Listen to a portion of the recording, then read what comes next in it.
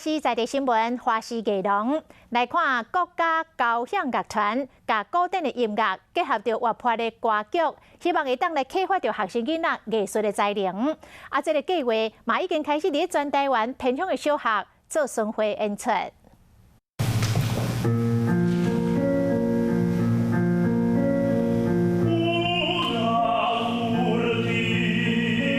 机器人将无啊，滴伫烦恼的10部囡仔手坐头壳顶，就开始唱忧伤的旋律。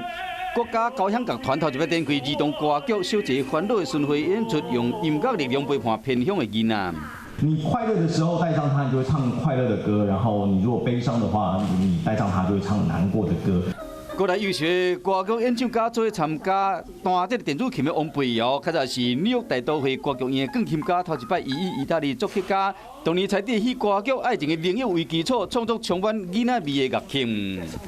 这次把最耳熟能详、最好听，可是也很重要的，就是最适合带着走的音乐，呈现给小朋友们。 学习音乐在深不在讲，只有深入探索，学童才有法度明白乐曲背后的意义。未来每2年，国家交响乐团队推出一支全新的作品，无要互囡仔因为升学的压力、地域关系，就失去学习古典乐的机会。